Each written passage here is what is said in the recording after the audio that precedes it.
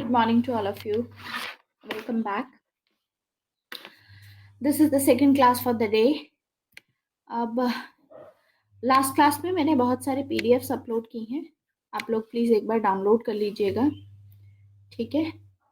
And मैंने rights की PDF upload की है, डेमोक्रेसी की अपलोड की है. देन कुछ पीडीएफ हैं जैसे कि इक्वालिटी की हो गई और आपकी जस्टिस की पीडीएफ है. ये तो मैं पहले भी कर चुकी हूँ. अच्छा, ये तो बैच नंबर 6 की है. सॉरी. हाँ, हिंदी मीडियम वालों के लिए स्पेशली मैंने एक पीडीएफ अपलोड की है जो आपको मैंने ग्रुप में दी थी टेलीग्राम पे, लेकिन मैंने अभी यहाँ पर एक अलग से पीडीएफ अपलोड कर दी है आप लोगों के लिए, ताकि इन फ्यूचर अगर कोई भी बच्चा आता है हिंदी मीडियम के लिए they can take benefit from these PDF. बाकी जो रेस्ट ऑफ द पीडीएफ है हिंदी वालों की वो हम बाद में देख लेंगे, ठीक है. बाकी स्टेट से थोड़ी एडिशनल पीडीएफ मैंने अपलोड की हैं, जैसे नेहरू, राम मनोहर लोहिया, पेरियार, इन पे क्वेश्चन आ जाते हैं. एक दो बारी क्वेश्चन हमने देखे हैं तो उस हिसाब से मैंने डाल दी है. आप लोग डाउनलोड कीजिएगा इसको और एक फोल्डर मेंटेन करके रखिए इसका, ठीक है, फॉर ऑल दीज नोट्स. तो आज की क्लास का सेशन क्या है? नाम है approaches to the study of international relations. तो ये टॉपिक हमको आज कवर करना है, ठीक है. तो इस टॉपिक को शुरू करेंगे अभी. Wait a minute.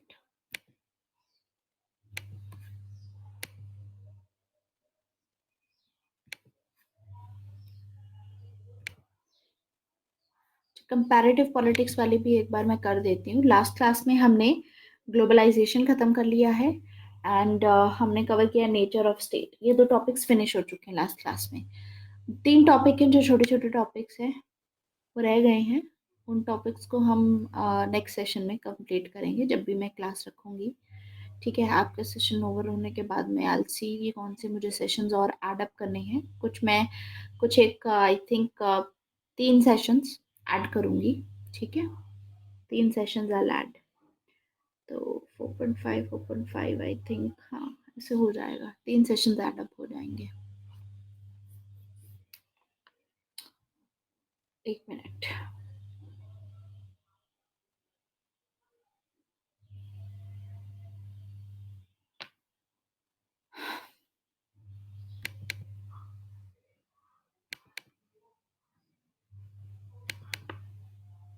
लेक्चर 1 की मैं अलग से कर रही हूँ, शायद मैंने अपलोड नहीं की थी कंपैरेटिव पॉलिटिक्स की.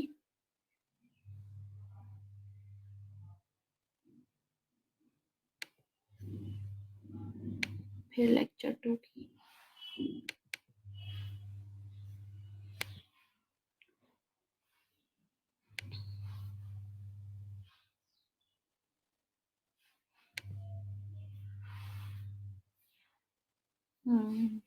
Almost done.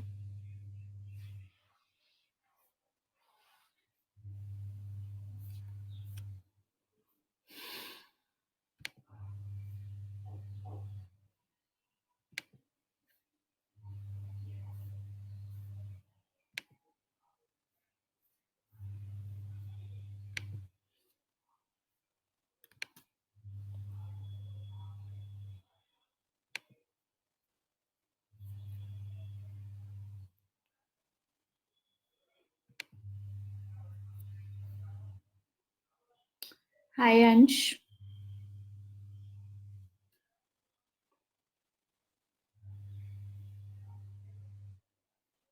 Good morning.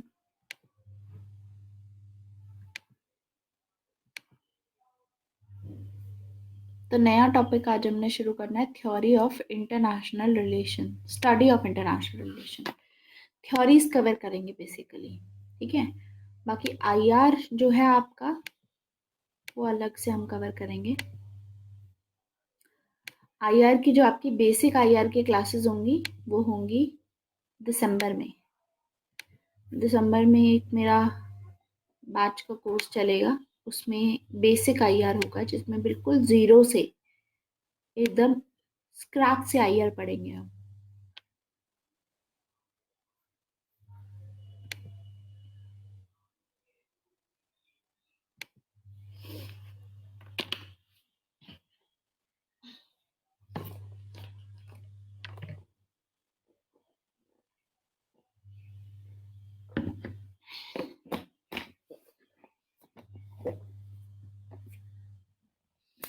हाँ, वन IR कोर्स जो मैंने अभी स्टार्ट किया है ना शुभा, वो हिंदी, वो इंग्लिश मीडियम वालों के लिए है, हिंदी मीडियम में नहीं है।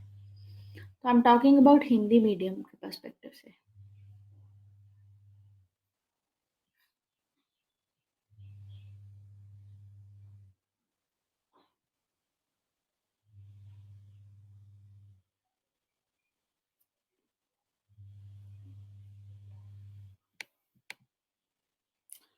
तो शुरू करते हैं, इंटरनेशनल रिलेशन। ठीक है, अभी अगले 1.5 घंटे तक I am going to directly wait, this answer is from ideology class. अच्छा, ये जो आज का क्वेश्चन है मनदीप, वो क्वेश्चन है ये। इसको मैं कल, आज या तो शाम को हमारी क्लास में लूंगी, एक आंसर राइटिंग वाली, या तो उसमें से करूंगी मैं। ठीक है, उस टाइम पे मैं आपका कवर कर लूंगी, मतलब चेक कर दूंगी, तब मैं बता दूंगी, या फिर कल सुबह होगी हमारी क्लास तो उसमें बता दूंगी। अभी फिलहाल चेक नहीं कर सकते, टॉपिक कंप्लीट करना है यहाँ पर, वरना टॉपिक कंप्लीट नहीं होगा। आंसर राइटिंग तो हम दूसरे सेशन में भी कर सकते हैं चेक। नहीं नहीं अंश, अभी कंपैरेटिव पॉलिटिक्स खत्म नहीं हुआ है, मुझे बताने दो क्या हुआ है कंपैरेटिव पॉलिटिक्स में। Wait a minute. सबसे पहला हम बात कर रहे हैं कंपैरेटिव पॉलिटिक्स की। कंपैरेटिव पॉलिटिक्स में कौन कौन से टॉपिक्स हैं एक बार बता देती हूँ मैं। पहला जो सबसे मेन टॉपिक है वो है अप्रोचेस का, कि कौन कौन सी अप्रोच है। इसमें 7 अप्रोचेस हैं, सारी अप्रोच कवर हो चुकी हैं। नेक्स्ट टॉपिक आता है nature of state in comparative politics. ठीक है, ये भी आज हमने कवर कर लिया है। नेक्स्ट टॉपिक आता है responses towards globalization from various societies। तो ग्लोबलाइजेशन वाला भी टॉपिक इसी में आता है कंपैरेटिव पॉलिटिक्स में, ये भी फिनिश हो चुका है। फिर एक टॉपिक आता है प्रेशर ग्रुप्स का,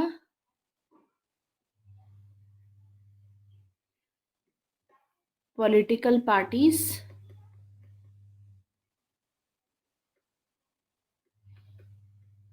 एंड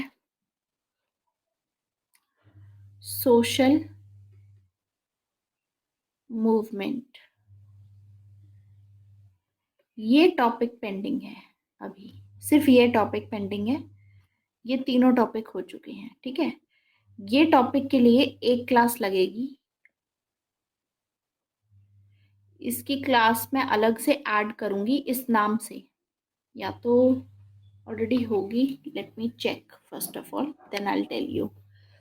आपकी क्लास में ही देख लेती हूँ मैं शेड्यूल में कब है आपकी ये वाली क्लास।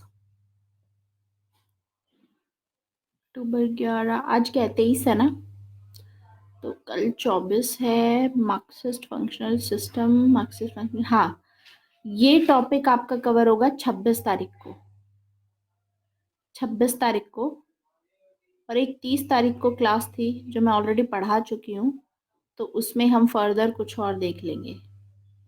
ठीक है, 30 तारीख को कंपैरेटिव पॉलिटिक्स की अदर अप्रोचेस की क्लास है, बट मैं आपको वहाँ पढ़ा चुकी हूँ इसको। ये रीशेड्यूल कर दिया होगा ना इन्होंने, मैंने छुट्टी ली थी बीच में, दैट्स वाई। कोई बात नहीं, ये हो जाएगा। तो कहने की बात ये है कि जो थ्योरीज वाला पार्ट है ना पूरा, थ्योरी वाला हो गया और कंपैरेटिव पॉलिटिक्स वाला, ये इस महीने के एंड तक फिनिश हो जाएगा पूरा। ठीक है, तो इसमें आता है आपका, हम्म, ऑलमोस्ट हो चुका है। 26 तारीख को हमारी इसकी क्लास है, 26 को कवर करेंगे इसको, 26 को, इसको 26 को कवर करेंगे। ठीक है, ये तो क्लास यस्टरडे इवनिंग ऑल्सो नहीं, कल शाम को कोई क्लास नहीं लिया मैंने अंश, लेकिन कल मंडे था ना, तो मैंने क्लास ली थी, आ, कल ट्यूसडे था, अच्छा आज वेंसडे है, मुझे याद ही नहीं है। देखो, मंडे को एक क्लास ली थी मैंने आपकी, तो मैंने मंडे वाली क्लास में यहाँ पे दूसरी जो अप्रोचेस थी वो कवर कर ली थी। आज की क्लास में हमने डाउट क्लियरिंग सेशन था, ये दोनों चीज़ें कवर कर ली हमने। ये बचा है, ये 26 को होगा, ठीक है। और कंपैरेटिव पॉलिटिक्स ऑलमोस्ट डन है, ठीक है। अभी आज हमें इंटरनेशनल रिलेशन की थ्योरी पढ़नी है। बाकी अभी क्या होगा, एक क्लास मैं इसकी ऐड नहीं करूंगी क्योंकि इसकी तो 26 को करनी है। मैं 2 क्लासेस ऐड करने वाली हूँ, 3 क्लासेस एक्चुअली आप लोगों की, ठीक है। कोई बात नहीं, उसकी रिकॉर्डिंग देख लेना। मेरी तबीयत खराब की वजह से ना आज सिर्फ मैं आप ही लोगों की क्लासेस ले रही हूँ और किसी की नहीं ले रही हूँ, लेकिन तबीयत खराब की वजह से ये इशू रहा है मेरे साथ।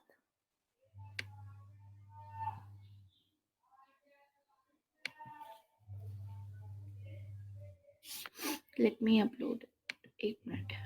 हम्म, तो जैसे कि मैं बोल ही रही थी आपको कि मैं यहाँ पे कवर करूँगी आपका 3 क्लासेस मेरे को ऐड अप करनी है, जिसको मैं शायद क्लासेस का टाइमिंग देख लेते हैं एक बारी, मैं कब रखूँगी बता देती हूँ ताकि डिसाइड भी हो जाए मेरा टाइमिंग्स और नेम। आपकी क्लास 29 को कोई क्लास नहीं है आपकी, 29 को छुट्टी है और 24 को भी एक क्लास है और 24 को एक क्लास है। कल आपकी एक ही क्लास है, ठीक है। तो कल मैं एक शाम को क्लास रखूंगी आपकी। नहीं ऐसा नहीं है, 3 क्लासेस लेनी है ना मुझे। यहाँ पे 29 मुझे खाली दिख रहा है अभी फिलहाल, और 31 को 2 क्लासेस हैं, 30 को 3 है, 29 एंड 27 ऐसा कर लेते हैं। सो 27 एंड 29 दो डेट्स मैं रख रही हूँ, ठीक है। 27 को मैं लूँगी आपकी 2 क्लासेस, हालांकि उस दिन दिवाली है तो मैं सिर्फ मॉर्निंग में क्लास लूँगी, ठीक है। मॉर्निंग में 2 क्लासेस लूँगी, जल्दी सुबह ही ख़त्म कर देंगे ताकि आप rest of the day you can take off for Diwali, for celebrating that, ठीक है। जिन लोगों को प्रॉब्लम है कि मैम उस दिन क्लास मत रखो, तो यार पढ़ाई में तो रोज़ ही पढ़ना पड़ता है, you should be serious about it. बाकी रिकॉर्डिंग्स तो अवेलेबल रहेंगी। तो यहाँ पर फर्स्ट लेक्चर में मैं डिस्कस करूंगी राइट्स एंड इक्वालिटी, नाम भी यही रहेगा लेक्चर का, ठीक है, ताकि आपको ढूंढने में डिफिकल्टी ना हो। राइट्स एंड इक्वालिटी, ठीक है। इसमें लिखूंगी राइट्स एंड इक्वालिटी साथ में ही, और इसमें भी ह्यूमन राइट्स लिखूंगी, सिर्फ राइट्स नहीं लिखूंगी, ह्यूमन राइट्स एंड इक्वालिटी। और जो दूसरी सेशन रहेगा हमारा 27 का, उस दिन जो दूसरा सेशन होगा उसका नाम होगा justice, introduction to justice, introduction to justice. And 29 को जो सेशन होगा उसका होगा Rawls theory of justice and communitarian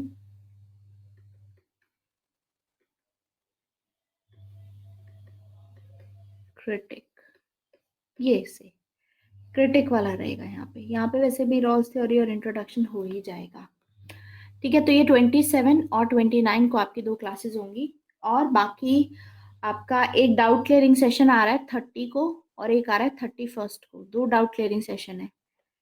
in doubt clearing session में, एक डाउट क्लियरिंग सेशन में मैं एम एन रॉय कंप्लीट कर लूंगी, और दूसरे में हम अंबेडकर कवर कर लेंगे।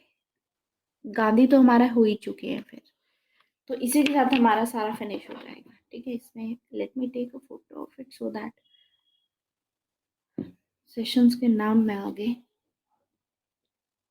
नो डिसाइड, ठीक है, ठीक है। तो ये 3 चीजें हैं विच आई वांटेड टू टेल, तो बता दो, हाँ ठीक है, ओके। सो अब शुरू करते हैं आज का topic, which is theory of international politics. Theory part cover करना है हमें, तो मैं पहले बेसिक्स पढ़ाऊंगी, ठीक है। बीच में जब मैं डाउट पूछूंगी तभी मैं डाउट लूंगी आपके, आपको कोई डाउट आता है पेपर में आप लोग लिख करके रखेंगे, बिकॉज मुझे ये चीज़ कवर करनी बहुत ज़रूरी है। टाइम से हम कवर करेंगे तो हमको फ़ायदा मिलेगा। ठीक है, तो पहला टॉपिक है हमारा, थ्योरी से रिलेटेड है ये, कंपैरेटिव पॉलिटिक्स में नहीं आता ये, कंपैरेटिव पॉलिटिक्स के बाद का सेकंड टॉपिक में आता है ये, थ्योरी ऑफ इंटरनेशनल रिलेशन। तो सबसे पहले तो देखो सवाल ये उठता है कि इंटरनेशनल रिलेशन है क्या। इंटरनेशनल रिलेशन का मतलब होता है, नेशनल मतलब नेशन, नेशंस के बीच में, आपस में, इंटर मतलब आपस में, अमंग, तो यानी ऐसे रिलेशंस जो नेशंस के बीच में हो आपस में, ठीक है, उसको बोलते हैं इंटरनेशनल रिलेशन।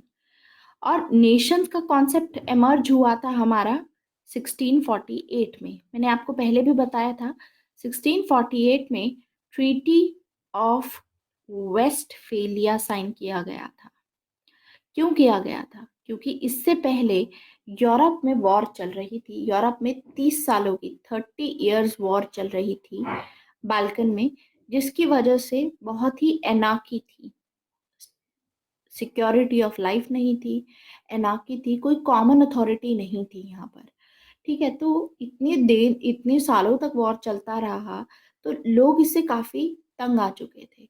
तो इसीलिए बहुत सारे जो आपस में जो भी पार्टीज होंगी साथ में आएंगी और ट्रीटी साइन करेंगी, और उसी के साथ में हमारा मॉडर्न नेशन स्टेट का गठन होगा, यानी मॉडर्न नेशन स्टेट क्रिएट किया जाएगा। मॉडर्न नेशन स्टेट का आइडिया क्या था? याद होगा आपको, सॉवरेनिटी का टॉपिक पढ़ा था हमने, तो उसमें 4 एलिमेंट्स देखे थे कि एक नेशन स्टेट में एक पर्टिकुलर टेरिटरी होती है डिफाइंड, कि ये इस पर्टिकुलर बाउंड्री में सिर्फ हमारी चलेगी, दूसरा कंट्री इसमें अपनी नहीं कोई भी रूल चला सकता। दूसरा, यहाँ पर पॉपुलेशन रहेगी एक फिक्स्ड पॉपुलेशन, जो भी लोग यहाँ पर रह रहे हैं वो होने चाहिए। सॉवरेनिटी होती है, ये भी देखा था हमने।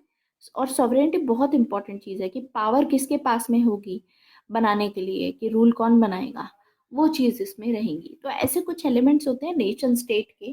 तो हम देखेंगे कि 1648 में वेस्टफेलिया का जब कॉन्स्टिट्यूशन है वो sorry treaty of Westphalia sign की जाएगी, तो 1648 में नेशन स्टेट का कॉन्सेप्ट आएगा। इसी के चलते जो यूरोप में 30 ईयर वॉर चल रही थी, वो वॉर यहाँ पर एंड कर दी जाएगी और आगे जाकर के नेशन स्टेट बनाया जाएगा। लेकिन नेशन स्टेट से पहले यूरोप में क्या था? नेशन स्टेट से पहले जो ये लड़ाइयाँ हो रही थी यूरोप में, था रोमन एम्पायर। इससे पहले रोमन एम्पायर एग्जिस्ट करता था। रोमन एम्पायर क्या था? रोमन एम्पायर एक टाइप का लूज कन्फेडरेशन थी। एक होता है फेडरेशन, एक होता है कन्फेडरेशन। दोनों में डिफरेंस क्या होता है? एक होता है फेडरेशन और दूसरा है कन्फेडरेशन। दोनों में डिफरेंस ये है कि कन्फेडरेशन जो होता है इसकी एक एक फिक्स्ड टेरिटरी होती है, फिक्स्ड बाउंड्री होती है, फिक्स्ड बाउंड्री लिख सकते हो इसको। कन्फेडरेशन में ऐसा नहीं होता, कन्फेडरेशन में लूज होता है बाउंड्री, मतलब आपस में दो तीन होंगे वो अलायंस बना करके लूजली, कि यहाँ तक हमारा वो है मतलब एरिया है, एरिया ऑफ इन्फ्लुएंस है, तो ये थोड़ा लूज रहता है, ऐसे देखेंगे हम। तो रोमन एम्पायर का ऐसे कन्फेडरेशन हुआ करता था, इस टाइप की पॉलिटिकल लाइफ हुआ करती थी। एंड हमने देखा कि चर्च बहुत इंटरफेयर करती थी रोमन एम्पायर। चर्च इंटरफेयर करने की वजह से ही जो स्टेट था, स्टेट के मैटर्स में भी चर्च का बहुत इन्फ्लुएंस था, जिसके चलते आगे जा कर के चर्च बहुत ही ज़्यादा एक्सप्लॉयटेटिव हो जाएगी, ऐसे मतलब डिसीजंस देगी चर्च, जिसके चलते लोगों को बहुत फ्रस्ट्रेटेड फील होगा। As a result of which लोग यहाँ पर रिवोल्ट करेंगे स्टेट के अगेंस्ट में। तो अगर आप याद रखो 1648 के पास की बात अगर याद रखो, तो हॉब्स इसी टाइम से बिलोंग करते हैं, 1500 1600 के टाइम पे, जब देखेंगे कि प्योरिटन रेवोल्यूशन ब्रिटेन में चल रहा था। ऐसे ही इटली में भी यही सब चीज़ें हो रही थी, चर्च बहुत इंटरफेयर कर रहा था। ऐसे ही हम देखेंगे आगे जा कर के कि जॉन लॉक के टाइम पे आगे यहाँ पर सब बढ़िया हो जाएगा, क्योंकि अब एक वो बन चुका है, नेशन स्टेट का कॉन्सेप्ट की बात होगी उसके पास में, पीसफुल टाइम्स होंगे ये, तो यहाँ पर ग्लोरियस रेवोल्यूशन होगा, तो एकदम पीसफुली यहाँ पर काम किया जाएगा। ठीक है, ये हमें देखने को मिला। तो यहाँ पर एक तो सेंट्रलाइज्ड अथॉरिटी होती है। यस, रोमन एम्पायर पूरे यूरोप में था, क्योंकि एम्पायर की मैं बात कर रही हूँ तो पूरे यूरोप में होगा। चर्च का जो इन्फ्लुएंस था पूरे यूरोप में था। ठीक है रश्मि, अब दूसरी चीज ये आती है यहाँ पर कि यहाँ पर कभी कभी ऐसा होता है कि जब भी टेरिटोरियल इंटीग्रिटी की बात होती है और सॉवरेनिटी होती है, मतलब कौन इस पर्टिकुलर टेरिटरी पे रूल बनाएगा, तो ये इंटरचेंजेबली यूज किया जाता है। मतलब कभी तो या तो ये यूज कर लिया, कभी या फिर सॉवरेनिटी वर्ड यूज कर लिया। लेकिन इंटरनेशनल पॉलिटिक्स में सबसे फंडामेंटल रहता है नेशनल इंटरेस्ट। जैसे आपका देश कोई भी डिसीजन लेता है, इंडिया इंडिया में जितने भी डिसीजन लिए जाते हैं, जैसे कि यूएसए ने रिसेंटली जब 2018 में काटसा शुरू किया था, तो यूएसए की ये था कि जो भी रशिया या ईरान के साथ में जो भी देश डील करेगा उस पे हम काटसा इम्पोज करेंगे, उस पे हम थोड़े सैंक्शंस इम्पोज करेंगे। ठीक है, अब इस मामले से अगर ऐसा काटसा आया है, हमारी इंडिया यूएसए के साथ में काफी अच्छी मतलब डिफेंस पार्टनरशिप है, स्ट्रेटेजिक पार्टनरशिप बन चुकी है अब। तो स्ट्रेटेजिक एलाई नहीं है, लेकिन पार्टनरशिप है, एलाई नहीं है। तो उस हिसाब से इंडिया को तो जब S-400 वाली डील करनी थी अपनी रशिया के साथ में, तो रशिया के साथ पे इंडिया को नहीं करनी चाहिए थी, क्योंकि इंडिया पे फिर सैंक्शंस इम्पोज किए जाते सारी कंट्रीज के द्वारा। लेकिन हमने उसके बावजूद भी S-400 की डील जारी रखी और हमने देखा कि यूएसए ने इंडिया के केस में एक्सेप्शन डाली इसकी, इंडिया को एक्सेप्शन में डाला और इंडिया पे सैंक्शंस नहीं लगाए गए। ऐसा क्यों है? क्योंकि इंडिया हमेशा से अपने नेशनल इंटरेस्ट परस्यू करता आया है।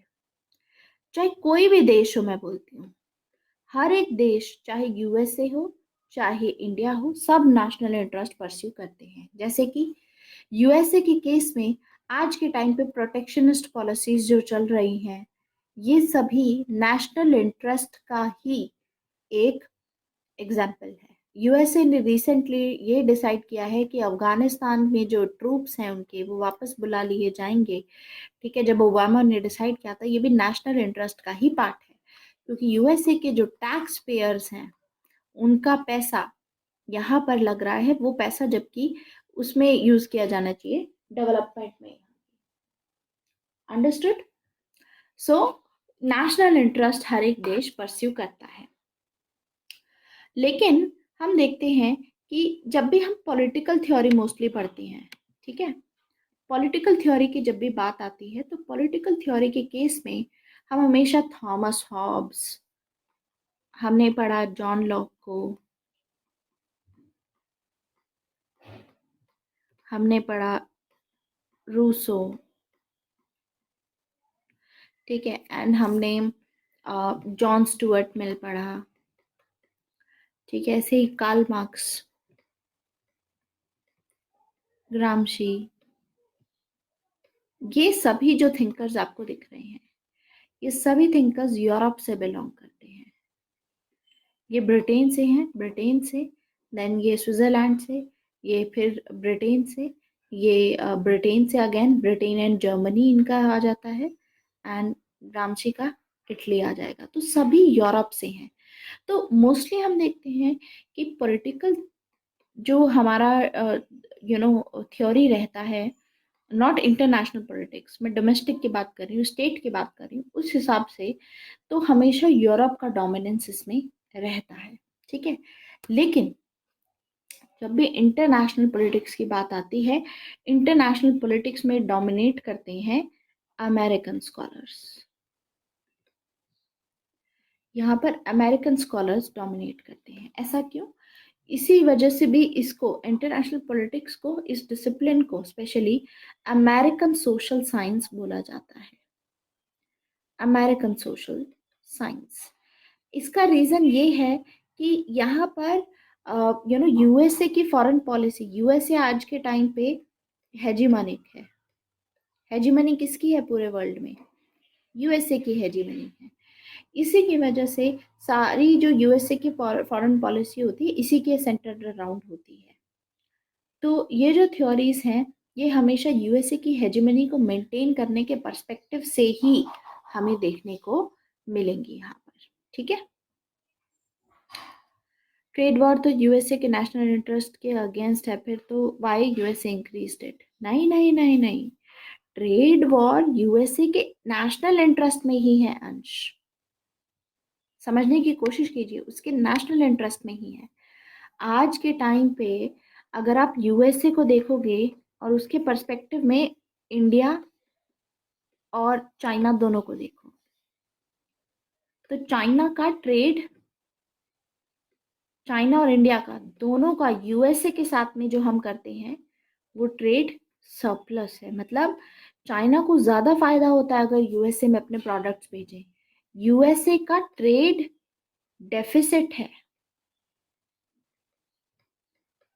ट्रेड डेफिसिट है यूएसए का। अंडरस्टूड? सो ट्रेड वॉर जो चल रही है वो यूएसए के फेवर में नहीं है, उससे यूएसए को चाइना से ज्यादा नुकसान हुआ है, समझे? तो रही बात इसकी कि चाइना, चाइना तो देखो इतने लार्ज स्केल पे प्रोडक्शन कर रहा है कि उनकी कॉस्ट ऑफ प्रोडक्शन वैसे ही डाउन है। बाकी सभी मार्केट से जो भी चीजें बनाई जाती हैं, जैसे एप्पल का आईफोन, उसी सेम क्वालिटी का आप देखोगे कि ये सभी चीजें हालांकि चाइना में ही असेंबल की जाती है एवरीथिंग, तो चाइना में ही हो रहा है। कॉस्ट ऑफ प्रोडक्शन बहुत डाउन है चाइना में। जो ये आप देखोगे जैसे एमआई का फोन हो गया आपका, Xiaomi का, और जितने भी आ रहे हैं फोन्स जो चाइनीज कंपनी के फोन हैं, जो आजकल बहुत मार्केट में बिक रहे हैं, 10-10 हज़ार में ये फोन आते हैं, 10-15 हज़ार, 20 हज़ार में, इतने सस्ते में compete कर रहे हैं ये एप्पल के अगेंस्ट में, जो कि आजकल जो फोन अपने लॉन्च कर रहा है 1 लाख इस हिसाब से लॉन्च कर रहा है। ठीक है, तो बहुत महंगे महंगे हैं। तो उस हिसाब से अगर कॉस्ट ऑफ प्रोडक्शन इतना ज़्यादा है इनका, तो वो प्राइस बहुत नीचे चला जाता है। और उससे अगर इतने नंबर ऑफ यूनिट्स जितने सेल होंगे तो वो लाखों में यूनिट सेल हो रहे हैं इनके। इनफैक्ट 20 लाख, ऐसे 25 लाख, 30 लाख इतने यूनिट सेल होते हैं इनके कुछ वेरिएंट्स के, इनफैक्ट जिनकी वजह से प्रॉफिट चाइना को बहुत ज़्यादा मिलता है। वन प्लस हो गया एग्जैक्टली। तो ये चीज़ समझने की कोशिश कीजिए। ठीक है, अभी हम इंटरनेशनल रिलेशन में ज़्यादा नहीं जा रहे हैं, लेकिन हम उस हिसाब से मैं आपको बता रही हूँ कि फिलहाल आज के टाइम पे यूएसए की हेजीमनी को मेंटेन करने के लिए ही उसी पर्सपेक्टिव से सारी थ्योरीज दी जाती हैं, वो वाली थ्योरीज डोमिनेट करती हैं। इसीलिए हम देखते हैं कि ये इंटरनेशनल पॉलिटिक्स को अमेरिकन सोशल साइंस भी बोला जाता है। इनफैक्ट इंटरनेशनल पॉलिटिक्स की जो फर्स्ट चेयर थी कि इसको स्टडी करना चाहिए अच्छे से, क्या होनी चाहिए इंटरनेशनल पॉलिटिक्स, ये स्टार्ट हुई थी 1919 में। 1919 में कहाँ स्टार्ट हुई थी ये? यूनिवर्सिटी ऑफ वेल्स में, यूनिवर्सिटी ऑफ वेल्स में। ठीक है, और इसको यूनिवर्सिटी ऑफ वेल्स जो है, इसको पहले वुड्रो विल्सन चेयर भी बोला जाता था। Very very important, Woodrow Wilson कौन थे? वुड्रो विल्सन थे इंटरनेशनल रिलेशन में, अगर पर्सपेक्टिव से सोचते हो वुड्रो विल्सन के बारे में, तो ये यूएसए के फॉर्मर यूएस प्रेसिडेंट रह चुके हैं, late US president Woodrow Wilson. 1919 में जब वर्ल्ड वॉर वन एंड हुआ था, इसके एंड होने के बाद में आपको पता है एंड कैसे हुआ था वर्ल्ड वॉर वन? इसमें यूएसए ने इंटरफेयर किया था, यूएसए को इनवाइट किया गया था। वर्ल्ड वॉर वन खत्म नहीं हो रहा था, यूएसए की शिप्स जो यूएसए अपना ट्रेडिंग कर रहा था उस पे नुकसान हुआ था। That's how USA entered. As a result of this इन्होंने डिसाइड किया, वुड्रो विल्सन ने, कि ये सब नहीं चलेगा, हमें पीस लाना होगा इंटरनेशनल पॉलिटिक्स में। और पीस के लिए इन्होंने कुछ ऐसी सल्यूशंस दिए, कुछ ऐसे आइडियाज दिए हैं जिसके थ्रू इन्होंने बोला कि हम पीस ला सकते हैं पूरे वर्ल्ड में, टू मेक श्योर कि आगे से वर्ल्ड वॉर ना हो। तो ये यूएसए की इंटरवेंशन के बाद ही खत्म हुआ था वर्ल्ड वॉर 1, वरना चल रहा था। तो इन्होंने, वुड्रो विल्सन ने उस टाइम पे 1919 में जब ये एंड हुआ था, अपनी एक स्पीच दी थी जिसका बहुत फेमस नाम है स्पीच का, 14 पॉइंट स्पीच। ये स्पीच दी थी इन्होंने। इस स्पीच में, यूएस कांग्रेस में स्पीच दी थी, जिसमें इन्होंने बात की कि हमको अगर ये वॉर्स वगैरह रोकनी है तो उसके लिए हमको एक न्यू वर्ल्ड ऑर्डर क्रिएट करना होगा।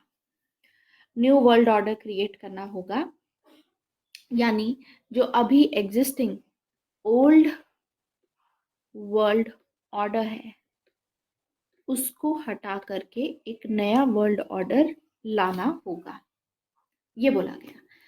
लेकिन हमको इसमें समझना पहले ये चीज पड़ेगी कि ये ओल्ड वर्ल्ड ऑर्डर क्या था, फिर ये तो समझ पाएंगे कि न्यू वर्ल्ड ऑर्डर क्या प्रपोज किया इन्होंने। तो इसीलिए सबसे पहले कवर करते हैं old world order. Old world order को दूसरे नाम से भी जाना जाता है, इसका दूसरा नाम है Westphalian world order. Westphalian world order. अब वेस्टफेलियन वर्ल्ड ऑर्डर देखो, ये एग्जिस्ट किया है 1648 में आया था Westphalian world order, treaty of Westphalia sign हुई थी उसी के बाद में, यहाँ से शुरू हुआ और ये 1919 तक चलेगा, क्योंकि 1919 के बाद में नया वर्ल्ड ऑर्डर आ जाएगा। ठीक है, तो ये 1919 या 1914 तक आप बोल सकते हो, जब तक वर्ल्ड वॉर 1 स्टार्ट नहीं हुई थी तब तक ये एग्जिस्ट कर रहा था। इसमें इंटरनेशनल पॉलिटिक्स मानो इस वर्ल्ड ऑर्डर में, तो वो हार्डली इंटरनेशनल थी। हार्डली इंटरनेशनल का क्या मतलब होता है? इसका मतलब होता है कि आपको लगेगा कि ये इंटरनेशनल पॉलिटिक्स की बात कर रहे हैं हम, लेकिन ये इंटरनेशनल नहीं थी, क्योंकि यहाँ पर सिर्फ इस वर्ल्ड ऑर्डर में जो यूरोपियन कंट्रीज थी, सिर्फ उनके पॉलिटिक्स पे ध्यान दिया गया था। जबकि पूरे दुनिया में हम देखेंगे, सिर्फ यूरोप तो बहुत ही छोटा एक कॉन्टिनेंट है, इसके अलावा एशिया है, इसके अलावा अमेरिका है, ऑस्ट्रेलिया है, कॉन्टिनेंट वाइज देखोगे तो कितनी बड़ा वर्ल्ड है। लेकिन यहाँ पर सिर्फ यूरोपियन पॉलिटिक्स को ही स्टडी किया जाता था, उन्हीं के पर्सपेक्टिव से सब कुछ दिया गया, तो ये हार्डली इंटरनेशनल था। अगर ये मतलब इंटरनेशनल, मुश्किल से इंटरनेशनल था, क्योंकि सिर्फ यूरोपियन कंट्रीज थी इसमें। अब आपका क्वेश्चन होगा कि मैम यूएसए भी था उस टाइम पे, तो यूएसए क्यों नहीं था इसमें? इसका रीजन है कि यूएसए में एक प्रेसिडेंट थे 1814 में, थॉमस मुनरो। थॉमस मुनरो ने एक अपनी एक डॉक्ट्राइन स्टार्ट की थी यूएसए की, जिसको बोलते हैं मुनरो डॉक्ट्राइन। इस डॉक्ट्राइन में इन्होंने पॉलिसी ऑफ आइसोलेशनिज्म फॉलो की थी। आइसोलेशनिज्म, पॉलिसी ऑफ आइसोलेशनिज्म क्या थी? Let us study about policy of isolationism. Policy of isolationism का मानना था कि अगर ये अमेरिका है, ठीक है, मान लो ये हमारा साउथ अमेरिका हो गया, इसको बोलते हैं वेस्टर्न हेमिस्फीयर, ये हो गया वेस्टर्न हेमिस्फीयर, और ये है यूरोप, ठीक है, ऐसे यूरोप, ये हो गया ईस्टर्न हेमिस्फीयर। तो आइसोलेशन में था, इन्होंने आइसोलेट किया, मतलब ये ज्यादा इसका पार्ट नहीं थे, जो भी वॉर्स वगैरह चल रही थी, बाल्कन वॉर्स वगैरह, उसका पार्ट नहीं थे ये लोग। इंडिपेंडेंस होने के बाद में, जब अमेरिका का इंडिपेंडेंस हुआ, अमेरिकन इंडिपेंडेंस 4 जुलाई 1776, ठीक है, स्पेशली 1776 इवेंट बहुत इंपॉर्टेंट है। 1776 के बाद में, इंडिपेंडेंस के बाद में, इन्होंने आइसोलेशन की पॉलिसी स्टार्ट की। आइसोलेशन की पॉलिसी थी जिसमें इन्होंने अपना एक ये डिसाइड किया कि देखो, हम आपकी यूरोप की बहुत सारी कंट्रीज हैं, जैसे पोर्चुगल है, स्पेन है, ऐसे ही ब्रिटेन है, ठीक है, इनकी कॉलोनीज हैं अगर मान लो कोई साउथ अमेरिका में, तो आपकी जो एग्जिस्टिंग कॉलोनीज हैं वो अलाउड हैं आपको रखनी, लेकिन इन्होंने बोला कि आप वेस्टर्न हेमिस्फेयर में जो एग्जिस्टिंग आपके कॉलोनीज हैं उसको आप रखो अपने पास, लेकिन आप नई कॉलोनीज नहीं बना सकते अब यहाँ पे। ठीक है, इन्होंने ये बोला अगर आप नई कॉलोनीज बनाओगे तो वो सीधा सीधा अटैक अमेरिका पे समझा जाएगा। ये पॉलिसी इन्होंने फॉलो की कि भाई देखो हमको पीस चाहिए, हमें वेस्टर्न हेमिस्फेयर में यहाँ पर दिक्कत नहीं चाहिए, जो आपकी एग्जिस्टिंग कॉलोनीज है उसका कंट्रोल रखो आप, लेकिन अगर यहाँ पे अगर आप अटैक करते हो, ठीक है, तो फिर इन पे नई कॉलोनीज बनाने की कोशिश करते हो तो वो डायरेक्ट अमेरिका पे अटैक समझा जाएगा। As a result of this हमें देखने को मिलेगा कि यूरोप की कंट्रीज ने ये काम करना बंद कर दिया।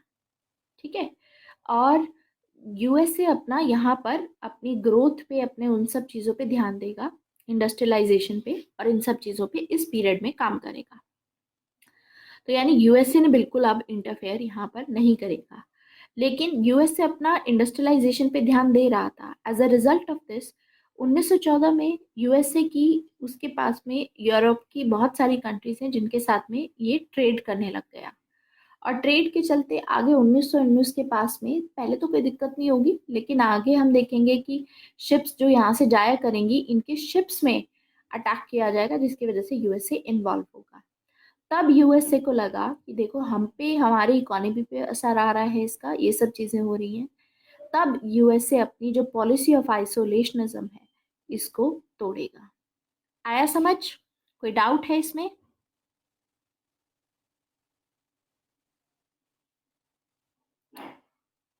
क्लियर है? तो ये थी पॉलिसी ऑफ आइसोलेशनिज्म यूएसए की। इसीलिए हम देखते हैं कि इससे पहले यूएसए आइसोलेशनिज्म की पॉलिसी फॉलो कर रहा था, इसीलिए ये इंटरनेशनल नहीं थी। इंटरनेशनल पॉलिटिक्स की जो थ्योरी थी वेस्टफेलियन वर्ल्ड ऑर्डर में, ये हार्डली इंटरनेशनल थी। यही रीजन है कि हम देखते हैं कि यूरोप में ही ज्यादा रहेगा। और रही बात यूएसए को छोड़ करके बाकी सब वर्ल्ड की, रेस्ट ऑफ द वर्ल्ड, अगर रेस्ट ऑफ द वर्ल्ड सोचो तो रेस्ट ऑफ द वर्ल्ड क्या था? रेस्ट ऑफ द वर्ल्ड तो कॉलोनी थी। कैसे?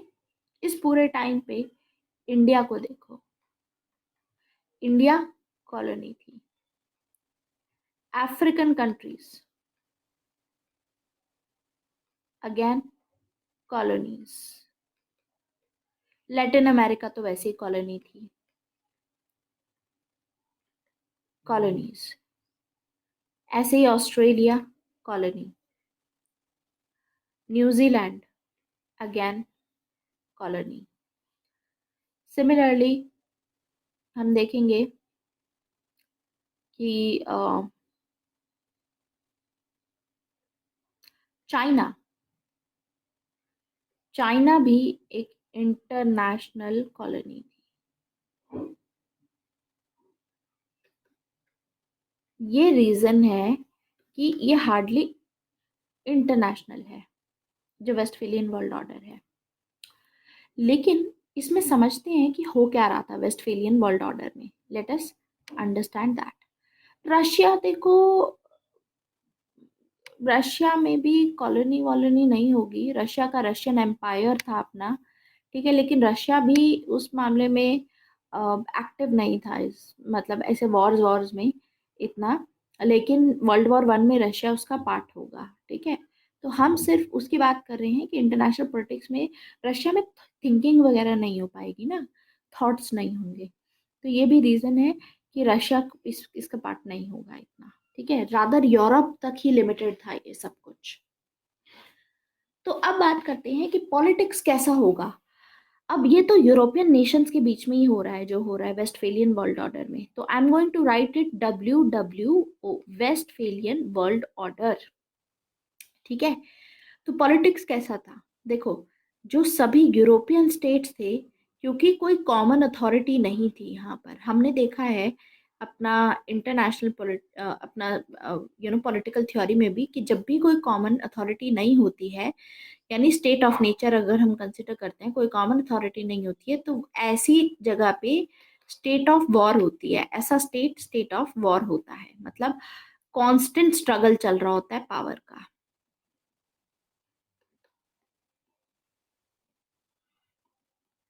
कांस्टेंट स्ट्रगल फॉर पावर चलेगा ऐसी जगह पे, ठीक है। तो यहाँ पर भी सेम चीजें हमको देखने को मिलेगी, ठीक है। यहाँ पर जो आपस में जो यूरोपियन कंट्रीज थी आपस में फाइट कर रही थी, ठीक है, लड़ रही थी। और वेस्टफेलियन ऑर्डर में दो चीजें आप याद रखेंगे। एक पहला तो याद रखो, बैलेंसिंग, वर्ड है बैलेंसिंग। ये जो कंट्रीज हैं ये बैलेंस ऑफ पावर पे रिलाई करती हैं, very very important, balance of power पे। दूसरा वर्ड जो आपको वेस्टफेलियन वर्ल्ड ऑर्डर के साथ में याद रखना है वो है great powers, great powers, balance of power याद रखेंगे, ठीक है। ये दोनों चीजें वेस्टफेलियन वर्ल्ड ऑर्डर की हैं। और एक और वर्ड याद रखेंगे which is billiard ball model, कि अभी मैं डिस्कस करने वाली हूँ थोड़ी देर में, लेकिन ये चीज याद रखेंगे, ठीक है। तो अब आपस में सारी कंट्रीज लड़ रही हैं। यहाँ पर एक होता है कॉन्सेप्ट ग्रेट पावर्स का, पहले ग्रेट पावर्स बताती हूँ। ग्रेट पावर्स यानी 4 से 5 ऐसी ग्रेट ग्रेट पावर्स होंगी यूरोप में जो आपस में लड़ रही होंगी, बाकी सब छोटी छोटी पावर्स।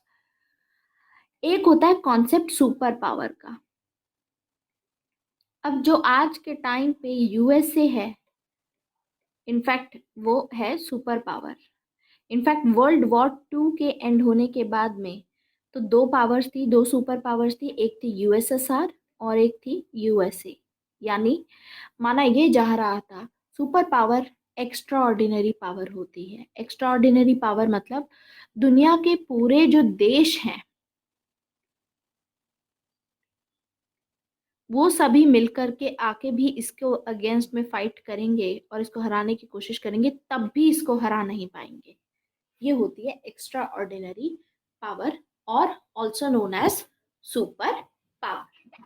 तो यूएसए उस टाइम पे सुपर पावर हो गई थी वर्ल्ड वॉर 2 के बाद में।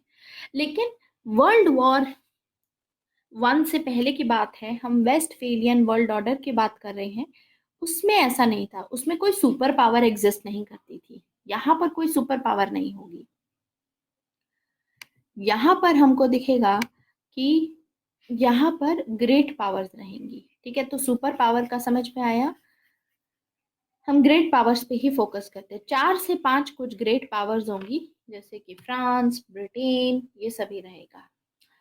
तो अब ग्रेट पावर्स आपस में लड़ रहे हैं ये सभी, तो अपने आप को बचाने के लिए आप बैलेंसिंग करते हो, हमेशा बैलेंसिंग करते हो, बैलेंस ऑफ पावर में जाते हो। दो टाइप की बैलेंसिंग होती है, एक होती है इंटरनल बैलेंसिंग, एक होती है एक्सटर्नल बैलेंसिंग। इंटरनल बैलेंसिंग का मतलब होता है कि आप अपने ही देश में अपनी आर्मी का एक्सपेंशन करो, जितने सिटीजन्स हैं उनको बोलो आर्मी ज्वाइन करें, ठीक है, ट्रेनिंग करो उनकी, और साथ ही साथ हथियार बनाओ, आर्म्स एंड एमिनेशंस बनाओ, बॉम्ब्स बनाओ, ठीक है, ऐसी चीजें। ये होती है इंटरनल बैलेंसिंग, ठीक है। अब आती है एक्सटर्नल बैलेंसिंग। एक्सटर्नल बैलेंसिंग होती है जिसमें आप दूसरी कंट्रीज के साथ में अग्रीमेंट्स या अलायंस साइन करेंगे और उनके साथ में मिल जाएंगे, that is the external balancing. तो एक होती है इंटरनल और एक होती है एक्सटर्नल।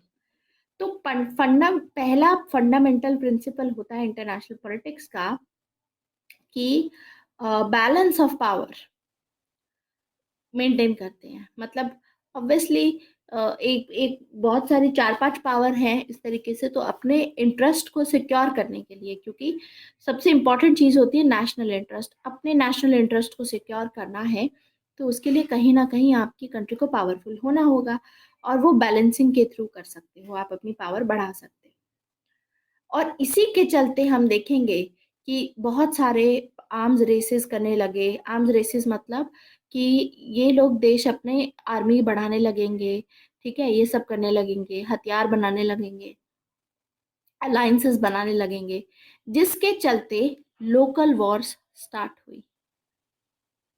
जब लोकल वॉर्स होती हैं और आपस में अलायंसेस बने होते हैं दूसरी बड़ी बड़ी पावर्स के साथ में, तो इसको वर्ल्ड वॉर में कन्वर्ट करते हुए टाइम नहीं लगता। जैसे कि let me give you an example. मान लीजिए कि इन फ्यूचर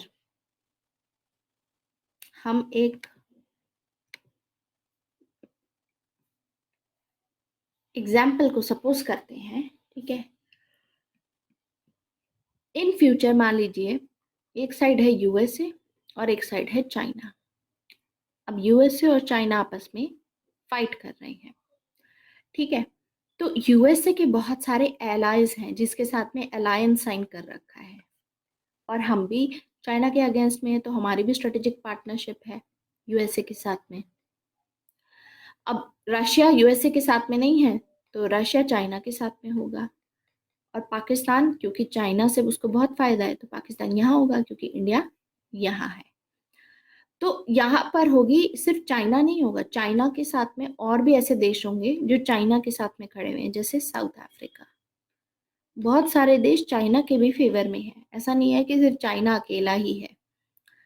तो यहाँ पर वॉर हुई तो मतलब जो एलाइज हैं, जो यूरोपियन कंट्रीज हैं और जो दूसरी कंट्रीज हैं यहाँ पर, वो यूएसए का साथ देंगी, यहाँ पर चाइना का साथ जाएगा। तो अल्टीमेटली पूरा वर्ल्ड डिवाइड हो जाएगा। तो यानी पूरा वर्ल्ड इसमें इन्वॉल्व हो जाएगा, दोनों साइड में पूरा। तो यानी जो लोकल वॉर होगी, मान लीजिए अब यूएस और चाइना तो ऑब्वियसली बहुत बड़ा टेरिटरी है एंड इन्फ्लुएंस बहुत ज़्यादा है, तो लोकल नहीं मानेंगे। लेकिन लोकल बेस से अगर सोचो, अगर मान लो लोकल वॉर होती यहाँ पर, तो वो बहुत ही आसानी से वर्ल्ड वॉर में कन्वर्ट हो जाएगी। तो ऐसा भी बोला जाता है इसीलिए कि यूएसए और China can get converted into, ये जो इनके आपस में वॉर है बायलेटरल वॉर, वर्ल्ड वॉर 3 में कन्वर्ट हो सकती है। ऐसे ही ये माना जाता है कि या तो यहाँ से शुरू होगी वर्ल्ड वॉर 3, या फिर इंडिया पाकिस्तान से शुरू होगी। अब इंडिया पाकिस्तान में क्या है, लोकल वॉर है आपस में दो देशों के बीच में, लेकिन इंडिया को सपोर्ट करता है यूएसए, पाकिस्तान को सपोर्ट करता है चाइना, ठीक है। इंडिया को रशिया भी सपोर्ट करता है। तो लेट्स सी कि रशिया कहाँ रहेगा। यूएसए हमारे साथ है तो रशिया ऑब्वियसली यहाँ रहेगा, ठीक है। और मे बी रशिया न्यूट्रल भी रह सकता है, who knows, Russia can be neutral also, ठीक है। एट द सेम टाइम हम देखते हैं कि इंडिया के साथ में बाकी अफ्रीकन कंट्रीज भी यहाँ पर हैं, ठीक है। एंड पाकिस्तान के साथ में सऊदी अरेबिया आ जाएगा। सऊदी अरेबिया के साथ में इसका काफ़ी रहता है, ठीक है, क्योंकि पाकिस्तान अपने आप को इस्लामिक कंट्रीज के साथ में एसोसिएट करता है, तो टेररिज्म यहाँ से आ जाएगा, ठीक है।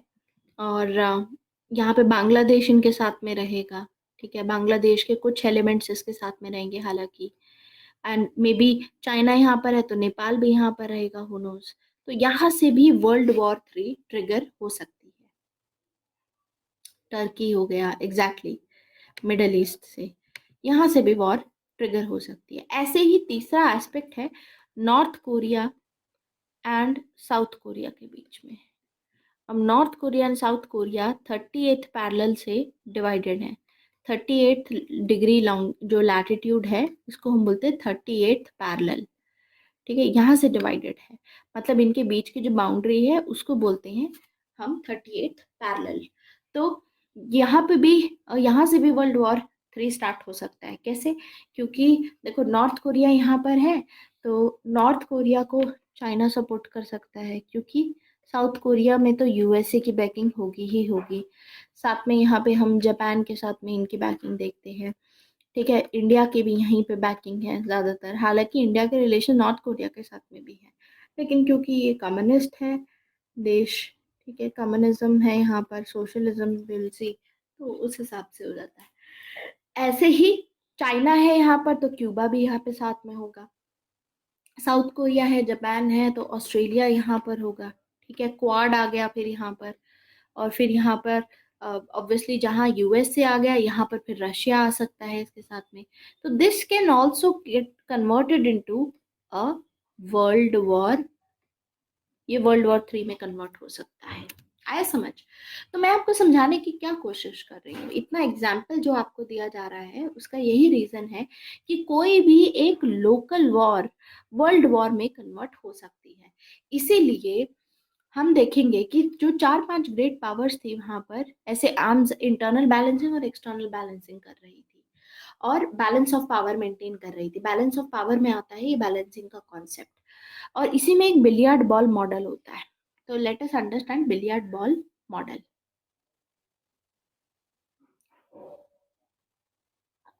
देखो, इंडिया एंड नॉर्थ कोरिया के रिलेशंस अभी फिलहाल बढ़िया हैं, क्योंकि हमारा एंगेजमेंट तो होता है ट्रेड रिलेटेड, हम करते हैं, लेकिन उस लेवल पे नहीं है। नॉर्थ कोरिया का पूरा ट्रेड चाइना के साथ में ज़्यादा रहता है, तो इसीलिए हमारा कंपैरेटिवली देखोगे अंश आप, तो साउथ कोरिया के साथ में बहुत हैवी है हमारा, ठीक है।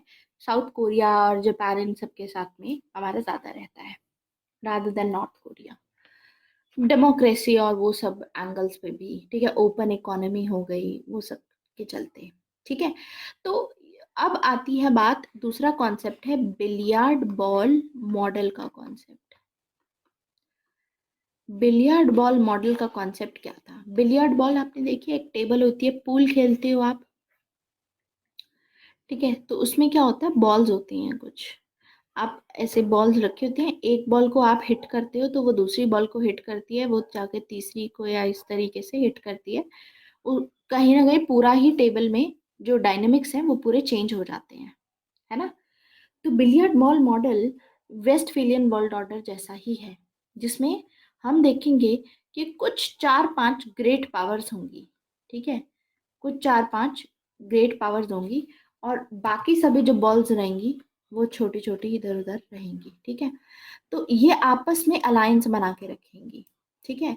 जैसे इन तीनों ने मिलकर के एक अलायंस बना लिया अपनी पावर को मेंटेन करने के लिए। ऐसा क्यों होता है?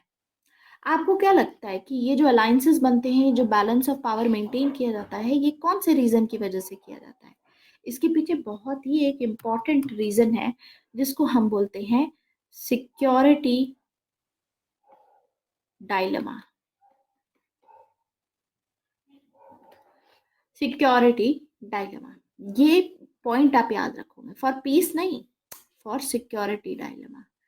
पीस के लिए थोड़ी ना कोई साइन करता है अग्रीमेंट वेस्टफेलियन वर्ल्ड ऑर्डर में। वेस्टफेलियन वर्ल्ड ऑर्डर में साइन किया जाता है प्रोटेक्शन के लिए, सिक्योरिटी के लिए। मान लो कंट्री है ए, बी, सी, डी, ई, ये दो इतने साइज की कंट्रीज हैं। ए बहुत बड़ी कंट्री है, डी उससे भी ज्यादा बड़ी कंट्री है, और सी छोटी कंट्री है, ठीक है। तो इस केस में ए क्या कर रहा है, देखो, हर कोई जो कंट्री है, हर कंट्री मैंने आपको बताया था अपने नेशनल इंटरेस्ट को परस्यू करती है, ये बात मानते हो? हर एक कंट्री अपना नेशनल इंटरेस्ट बढ़ाती है, और नेशनल इंटरेस्ट के हिसाब से हर एक कंट्री चाहती है कि उसकी सिक्योरिटी अच्छी रहे, ताकि कल को कोई हम पे अटैक करे तो हम उतने काबिल हों कि हम उस अटैक को, उस अटैक से अपने आप को बचा पाए, है ना। तो उसी में क्या होगा, ए जो कंट्री है, मान लीजिए, यही सोच करके, अपना नेशनल इंटरेस्ट का सोच करके कि चलो यार अपनी आर्मी को थोड़ा सा एक्सपैंड किया जाए, ये अपनी आर्मी एक्सपेंशन शुरू करेंगे मान लो, ठीक है। और ये इसलिए कर रहे हैं कि इनकी फोर्सेस को बहुत टाइम से ट्रेन नहीं किया गया है, इनको लगता है कि लोगों को एटलीस्ट ट्रेन किया जाना चाहिए, कभी भी काम आ सकती है। और थोड़ा बहुत अपने हथियार वगैरह में, मान लो अभी सिर्फ आर्मी एक्सपेंशन कर रहे थे। जब ये आर्मी एक्सपेंशन करता है तो इसको डी कैसे देखेगा, जो इसके साइज का कंट्री है, डी इसको देखेगा कि ये आर्मी क्यों एक्सपैंड कर रहे हैं, इसका मतलब हो सकता है कि कल को ये हम पे अटैक कर सकते हैं, तो डी भी अपनी आर्मी एक्सपेंशन शुरू करेगा। अब डी को हो गया सिक्योरिटी का डायलेमा, कि डायलेमा में आ गया कि मेरी सिक्योरिटी खतरे में पड़ सकती है, क्योंकि मैंने तो अपनी आर्मी बढ़ाई नहीं, हमने तो अब ट्रेन नहीं किए, ये ट्रेन कर रहे हैं, तो यानी आगे अगर लड़ाई हुई कभी, तो ये हमारी सिक्योरिटी को, मतलब हमारी कंट्री के लिए ये खराब हो सकता है, ठीक है, हमारी कंट्री हार सकती है।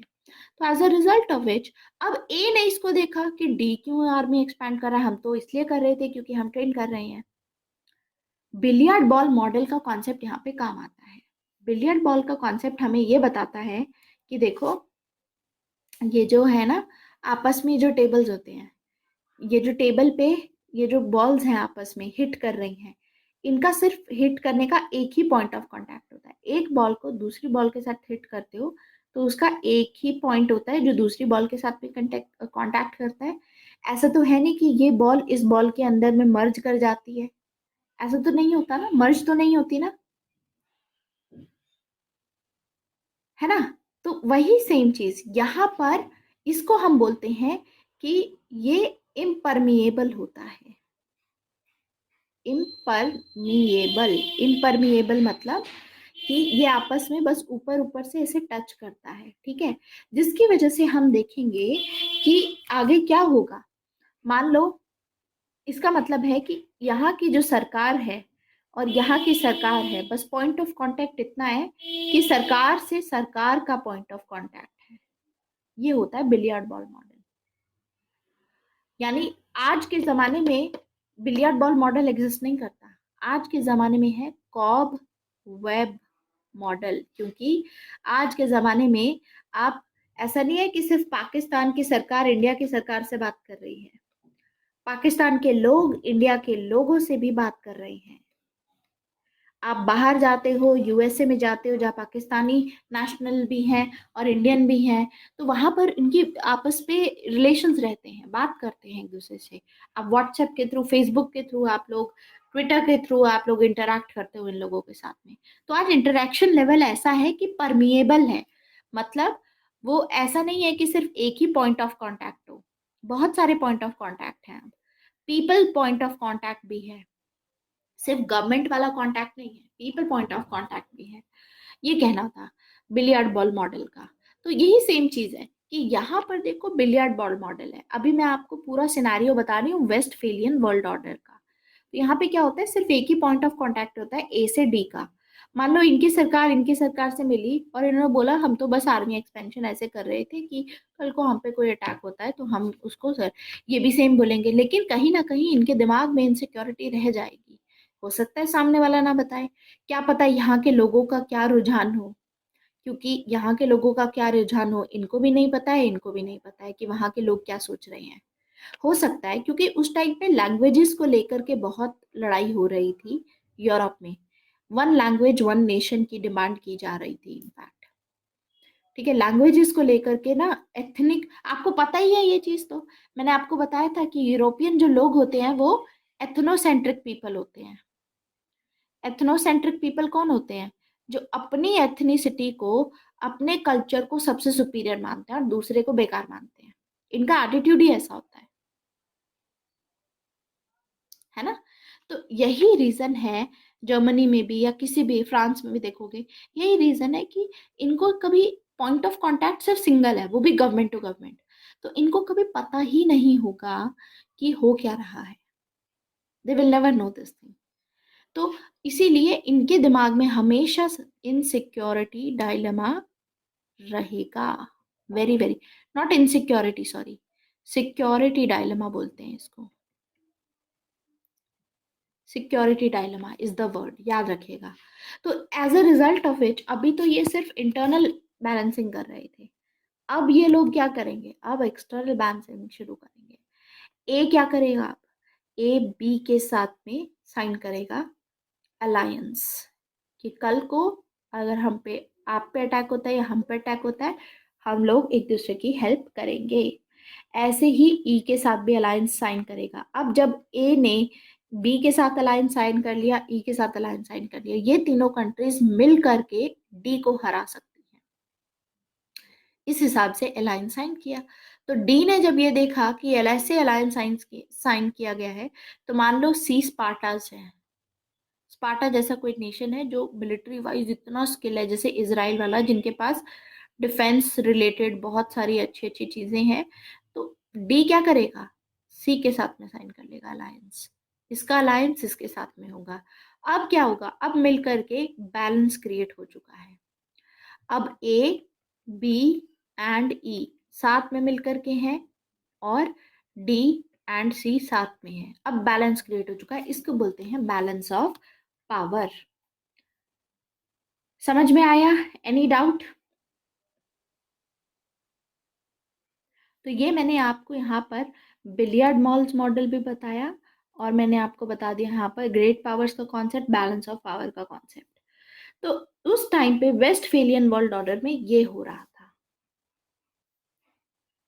यानी 1919 से पहले ये हो रहा था। अब देखो, अब यानी कुछ 4-5 ग्रेट पावर्स थी यूरोप में, और उन्होंने, मान लो 4 थी, उन्होंने छोटे छोटे कंट्रीज के साथ में भी अलायंस बना लिए अपने, ठीक है, ऐसे। अब दिक्कत क्या थी, ये जो छोटी छोटी कंट्रीज थी, जो छोटे छोटे कंट्रीज बनी, जो छोटे छोटे नेशन स्टेट्स आए, इनके बीच में हुई लोकल वॉर। और आपको पता है local war can turn into global war, world war में। तो हमने देखा कि ये लोकल वॉर यहाँ से स्टार्ट हुई थी, लेकिन क्योंकि इन्होंने अलायंस साइन कर रखा था इनके साथ में, तो आगे जा करके ये आपस में हेल्प करेंगे एक दूसरे की, ये हेल्प करेंगे, तो आगे इनका अलायंस इनके साथ में है या इनका अलायंस इनके साथ में, तो पूरा का पूरा जो यूरोप था वो लड़ाई में इन्वॉल्व हो गया। ऐसे हुई हमारी वर्ल्ड वॉर 1। और फाइनली ये खत्म कब हुई, जब यूएसए ने इंटरफेयर किया, बिकॉज कंपैरेटिवली यूएसए उस टाइम पे आइसोलेशन की वजह से काफी पावरफुल हो गया था। और यही रीजन था कि 1919 में जब वर्ल्ड वॉर खत्म हुई, वर्ल्ड वॉर 1 खत्म हुई है 1919 में, तो यूएसए के जो प्रेसिडेंट थे वुड्रो विल्सन, इन्होंने अपनी एक 14 पॉइंट स्पीच दी। अपनी 14 पॉइंट स्पीच में इन्होंने सबसे पहले एक आइडिया इंट्रोड्यूस किया कि देखो ये जो इंटरनेशनल पॉलिटिक्स में एनार्की है, एनार्की का मतलब कोई कॉमन अथॉरिटी नहीं है, कॉमन अथॉरिटी नहीं है इन सभी को देखने वाली, तभी ये आपस में लड़ रहे हैं देश एक दूसरे के साथ में। तो इन्होंने ये सजेस्ट किया कि इसके लिए कॉमन अथॉरिटी बनाई जानी चाहिए, जिसका नाम है लीग ऑफ नेशंस। इन्होंने बोला लीग ऑफ नेशन बनानी चाहिए, एक ऐसी बॉडी जहां पर सारे के सारे नेशंस उसका पार्ट हो, दे शुड पार्टिसिपेट, सब साथ में आए और सब साथ में मिलकर के एक्शंस ले। अगर कोई एक नेशन मान लो किसी दूसरे नेशन पे वॉर छेड़ देता है, ठीक है, लड़ाई छेड़ देता है, लड़ाई स्टार्ट कर देता है, तो उस केस में जिस भी कंट्री ने वॉर शुरू की, बाकी सारे जो नेशंस जो लीग ऑफ नेशंस के पार्ट हैं, वो सभी इस कंट्री को सपोर्ट करेंगे और इसको हरा देंगे, और फिर इस पे सैंक्शंस लगेंगे, इसको डिसइंटीग्रेट किया जाएगा। ऐसी चीजें डिसाइड की गई। अंडरस्टूड? हाँ, India China Doklam issue is another area अंश, जहां से ये शुरू हो सकता है, क्योंकि इसमें इंडिया चाइना आ जाएगा फिर उस केस में।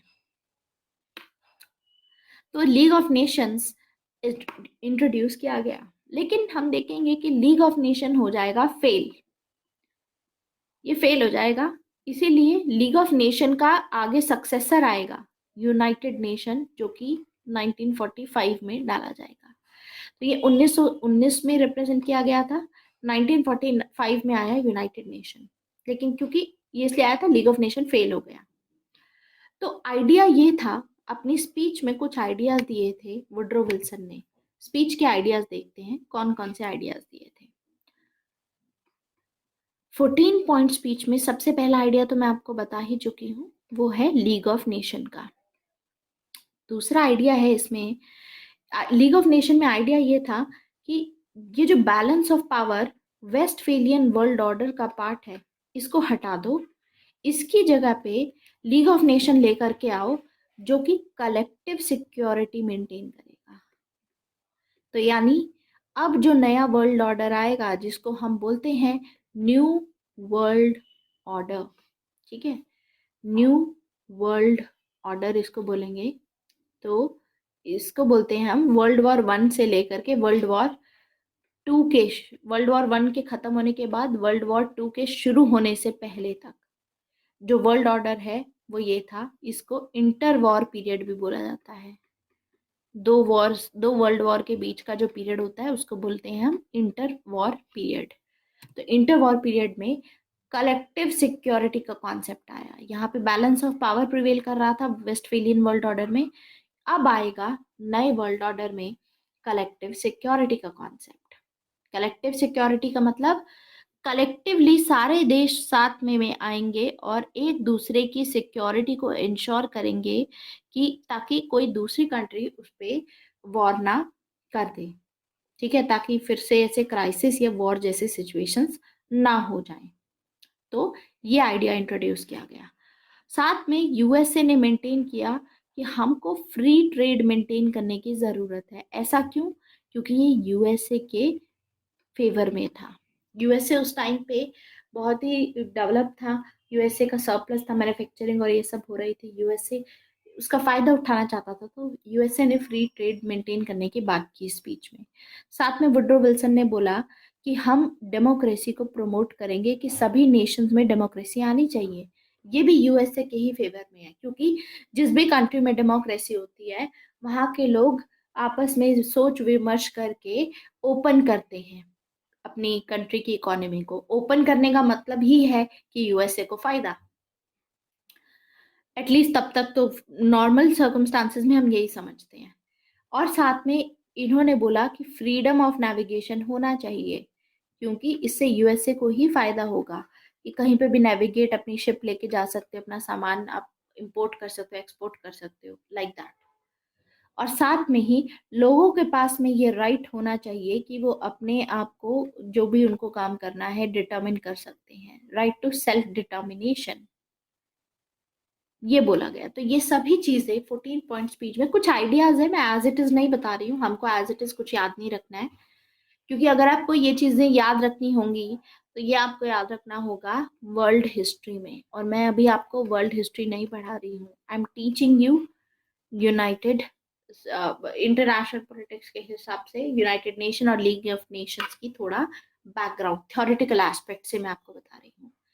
इसलिए जिन लोगों ने वर्ल्ड हिस्ट्री अपना अच्छे से कवर नहीं किया है, आप लोग प्लीज वर्ल्ड हिस्ट्री अपना अच्छे से कवर कर लेना, ठीक है? समझ आया ये?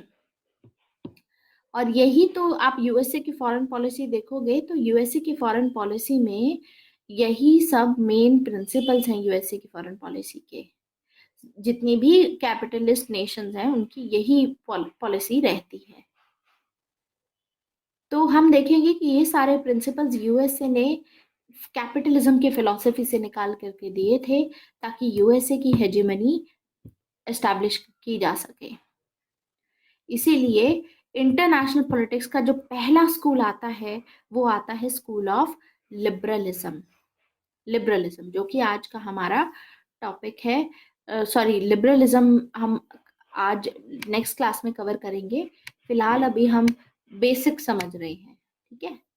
तो पहला जो इंटरनेशनल पॉलिटिक्स का स्कूल सामने आया वो था लिबरलिज्म का स्कूल। लिबरलिज्म, इसको हम आइडियलिज्म भी बोलते हैं। तो ये याद रखना है कि जो पॉलिटिकल थ्योरी में आइडियलिज्म पढ़ा था वो डिफरेंट है, और जो इंटरनेशनल पॉलिटिक्स में हम आइडियलिज्म पढ़ते हैं वो डिफरेंट है, ठीक है? इंटरनेशनल पॉलिटिक्स में आइडियलिज्म का मतलब होता है लिबरलिज्म। पॉलिटिकल थ्योरी जैसे प्लेटो और एरिस्टोटल आइडियलिस्ट है, तो वो किसी और चीज को प्रमोट करते हैं, मतलब उनके लिए परफेक्ट क्या है, उनके लिए ये परफेक्ट है नॉर्मल में, नॉर्मल सर्कमस्टांसेस में। लिबरलिज्म का आइडियलिज्म यहाँ इसको इसलिए बोला जाता है क्योंकि ये मानते हैं कि अगर ये बिलीव करते हैं, दे हैव फेथ इन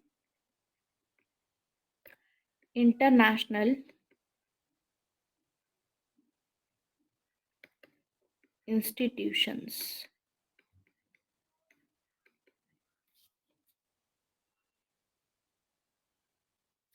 इनका फेथ है इसमें। ये मानते हैं कि यूनाइटेड नेशन, आईएमएफ और डब्ल्यूटीओ जैसी जो बॉडीज हैं ये सभी इनके मतलब इन ये पीस मेंटेन करेंगी। इनका मानना है कि ये पीस थ्योरी है, तो ये पीस मेंटेन करके रखेंगी, पीस लाने के लिए हेल्प करेंगी। आया समझ? सो this is about international politics का थोड़ा बहुत बेसिक्स। और फेजेस थोड़े से मैं बता देती हूँ, इसमें काफ़ी फेजेस आए थे, एक एक करके हम आगे इसको डिस्कस करते रहेंगे फेजेस को सभी, ठीक है? पहला फेज जो इसमें आया था जब बिगिन हुआ होता है हमारा इंटरनेशनल पॉलिटिक्स, वो होता है फेज वन आता है हमारा। टाइमलाइन थी 1648 से जब ट्रीटी ऑफ वेस्टफेलिया शुरू हुई थी 1919 तक। इसको हम बोलते हैं वेस्टफेलियन वर्ल्ड ऑर्डर, जिसमें कुछ इम्पोर्टेंट आपको मैंने पॉइंट्स बताए थे, जिसमें से एक मैंने बताया था billiard ball model, balance of power,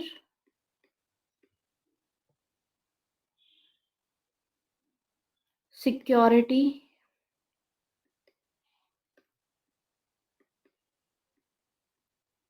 dilemma, alliances, या फिर इसकी जगह पे आप लिख सकते हो इंटरनल एंड एक्सटर्नल बैलेंसिंग। अब एक और चीज कि ये जो बिलियर्ड बॉल मॉडल है ये किसने दिया था, नाम याद रखेंगे, आर्नोल्ड वोल्फर्स, जिसमें ग्रेट पावर्स होती हैं, सुपर पावर नहीं होती। और इसमें हम देखते हैं कि कॉमन अथॉरिटी नहीं होती, तो यानी देयर इज नो एक्टर, यानी कोई भी यूनिवर्सल। लैग कर रहा है, अभी ठीक है? Okay okay. जैसे आज के टाइम पे यूनाइटेड नेशन है तो यूनिवर्सल एक्टर हो गया, यहाँ पर कोई यूनिवर्सल एक्टर नहीं होगा, ठीक है। जैसे यूएसए भी यूनिवर्सल एक्टर हो गया, ठीक है, कोई यूनिवर्सल एक्टर नहीं होगा, ग्रेट ग्रेट पावर्स होंगी यहाँ पर। और यहाँ पर इसको बोलते हैं हम सिचुएशन ऑफ एनार्की, कि कोई यूनिवर्सल एक्टर नहीं होता तो यानी कोई कॉमन अथॉरिटी भी नहीं है, तो इसको हम बोलते हैं एनार्की।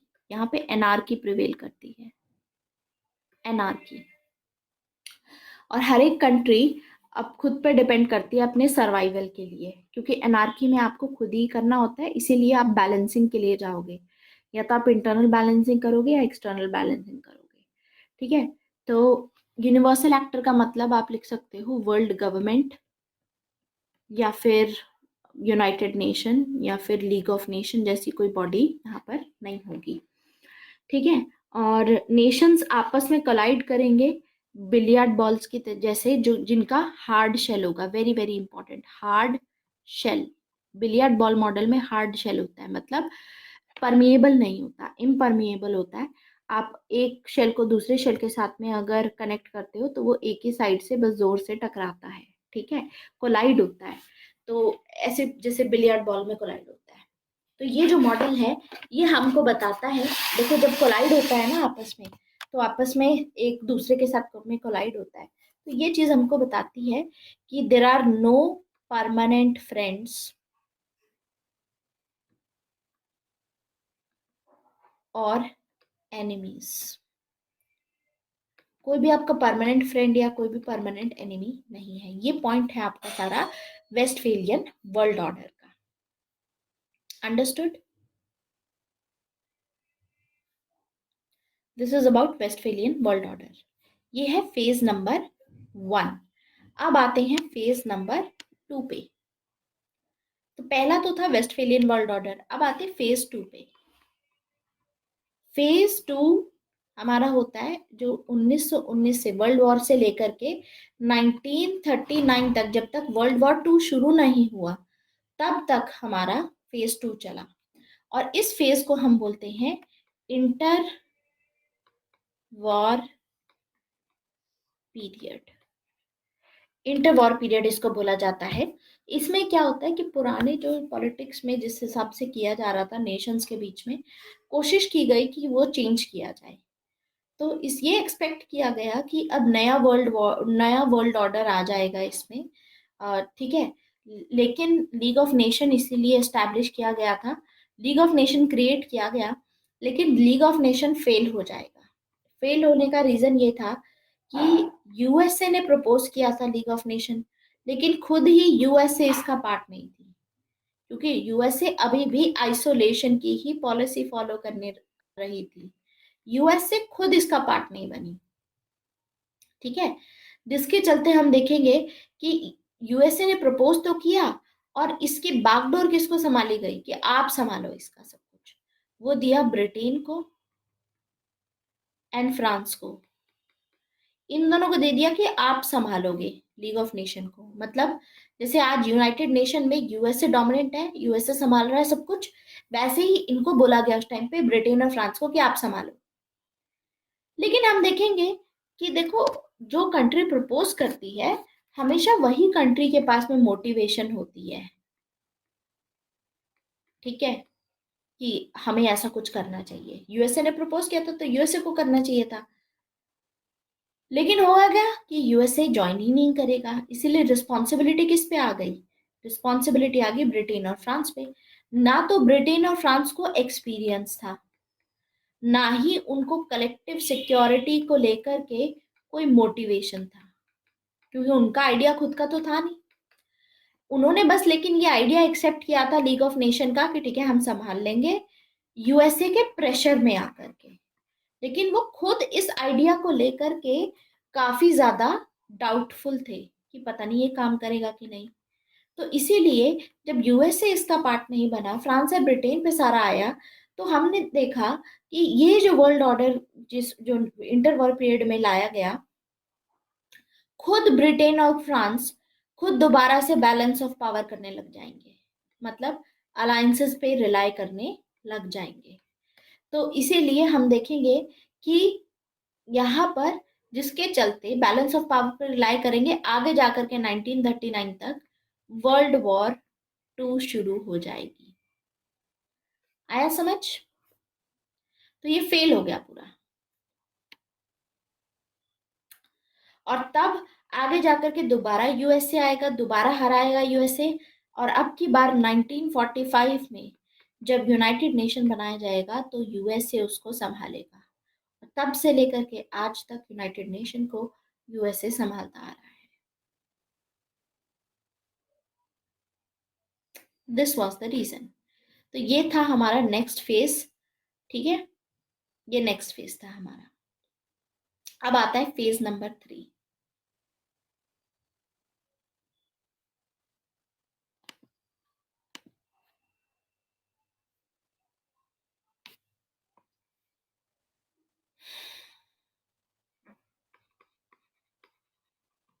फेज 3 आता है 1945 से लेकर के 1990 तक। ये शुरू हुआ था वर्ल्ड वॉर 2 के एंड होने के बाद और कोल्ड वॉर के खत्म होने तक। इसीलिए इसको बोलते हैं cold war world order. Wait, sorry, this is very odd.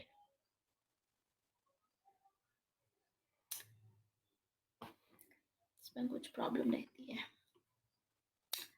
किसी अच्छे से काम ही नहीं करती। Okay, realist school of international politics, ठीक है, ये तो खैर बाद में बताऊंगी। अभी फिलहाल हम 3 की बात कर रहे हैं, कोल्ड वॉर वर्ल्ड ऑर्डर आएगा। अब कोल्ड वॉर वर्ल्ड ऑर्डर में पहले तो हमने देखा था कि ग्रेट पावर्स थी, अब यहाँ पर सुपर पावर्स आएंगी। 2 सुपर पावर्स आएंगी, एक होगा यूएसएसआर और दूसरा यूएसए। यानी अकेले या साथ में मिलकर के हराना भी इनको मुश्किल है। इनफैक्ट बहुत सारे स्कॉलर्स हैं इंटरनेशनल पॉलिटिक्स में जो ये समझते थे कि कोल्ड वॉर ये परमानेंट है, ये कभी खत्म नहीं होगा, ये परमानेंट है, ये चलता रहेगा till the time, till the end of history. लेकिन 1990 में यूएसएसआर का डिसइंटीग्रेशन हो जाएगा, उसी के साथ में ये खत्म हो जाएगा।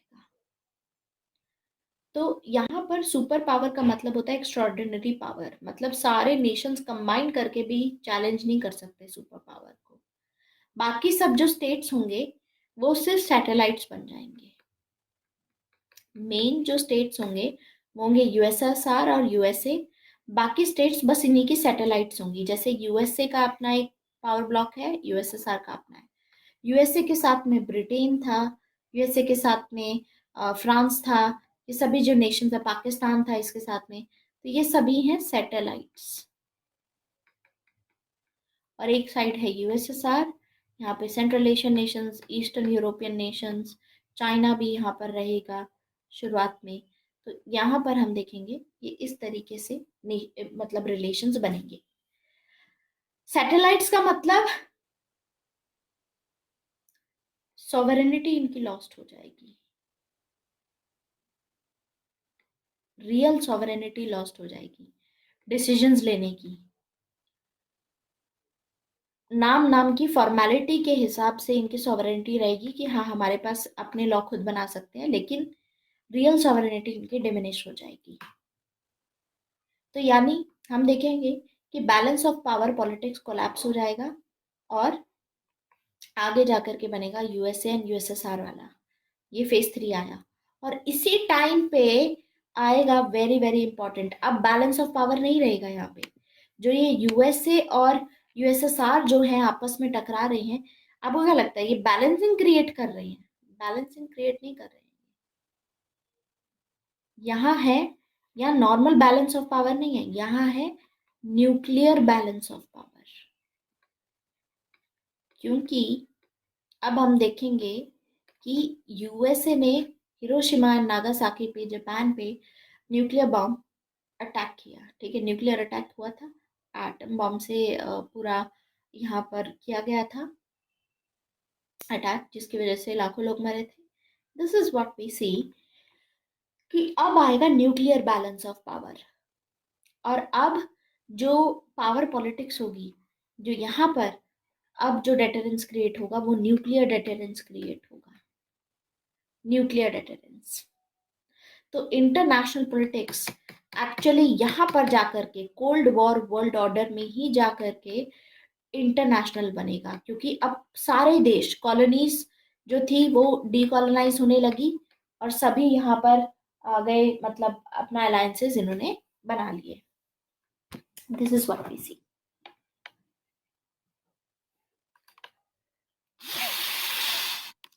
तो ये वेस्टफेलियन वर्ल्ड ऑर्डर तो हम देखेंगे कि ग्रेट पावर्स थी। तो यानी एक और चीज यहाँ पर लिखोगे, वेस्टफेलियन वर्ल्ड ऑर्डर जहाँ पर भी बनाया है आपने, अपना पॉइंट्स लिखे हैं वेस्टफेलियन में, यहाँ पर राइट इट कि ये जो था ये मल्टीपोलर वर्ल्ड ऑर्डर था, क्योंकि 4-5 ग्रेट पावर्स थी ना, तो ये तो मल्टीपोलैरिटी हो गई, मतलब मल्टीपल पावर्स हो गई। ठीक है, आगे जब आप लिखोगे कोल्ड वॉर के बारे में, कोल्ड वॉर में लिखो बाइपोलर वर्ल्ड ऑर्डर। ये बाइपोलर वर्ल्ड ऑर्डर था। ये है फेज नंबर 3। अब आगे आता है फेज नंबर 4।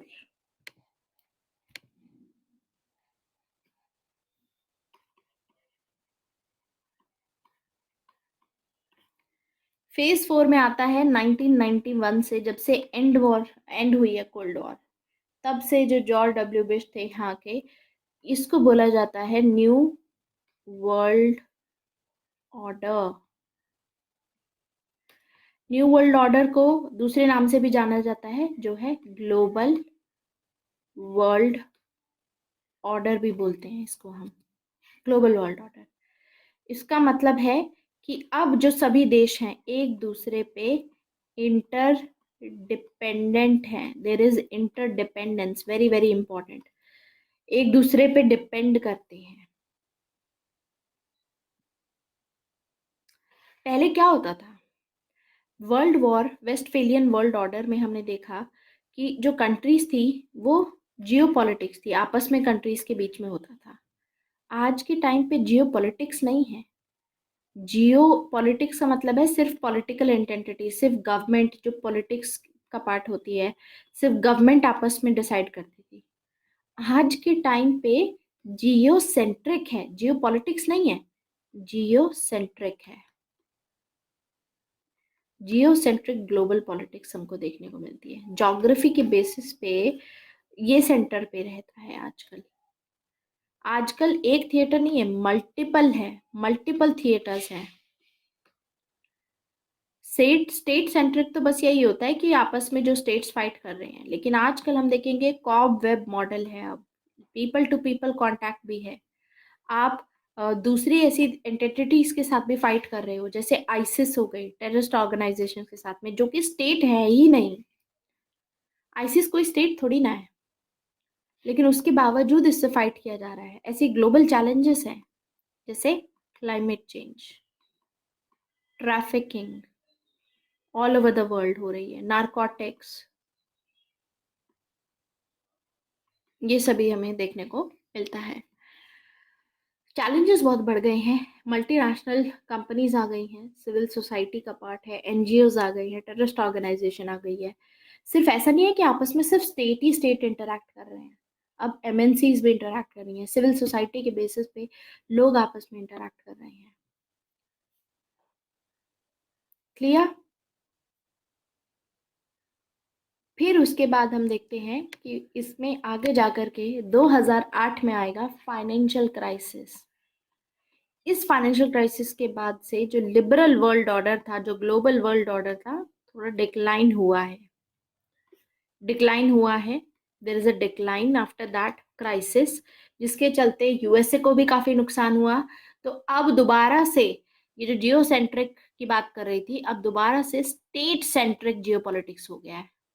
मतलब दोबारा से अपनी ही स्टेट पे फोकस कर रहे हैं। जैसे यूएस से प्रोटेक्शनिज्म की पॉलिसी फॉलो कर रही है, जैसे रशिया ने 2014 में क्रीमिया को एनेक्स किया, एक परमानेंट होने की वजह से, परमानेंट मेंबर भी है यूनाइटेड नेशन सिक्योरिटी काउंसिल का, उसके बावजूद रशिया ने क्रीमिया को ऑक्यूपाई किया।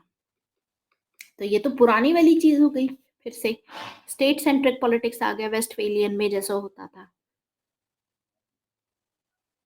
ऐसे ही बहुत सारे स्कॉलर्स हैं। तो यहाँ पर काम करेगा जो आज के टाइम पे काम करता है ग्लोबलाइजेशन के चलते, अब तो ग्लोबलाइज्ड वर्ल्ड है।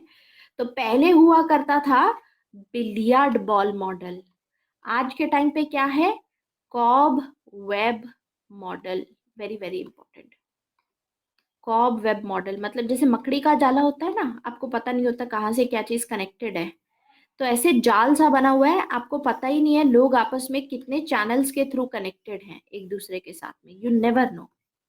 It's a very small world because of globalisation today,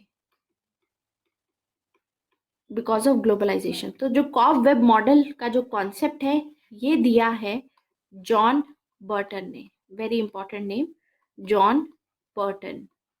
ये बोलते हैं कि आज के टाइम पे स्टेट सेंट्रिक वर्ल्ड नहीं है, आज सोसाइटी सेंट्रिक वर्ल्ड है। मतलब सोसाइटी आपस में कनेक्ट करती है, लोग आपस में कनेक्ट करके डिसाइड करते हैं।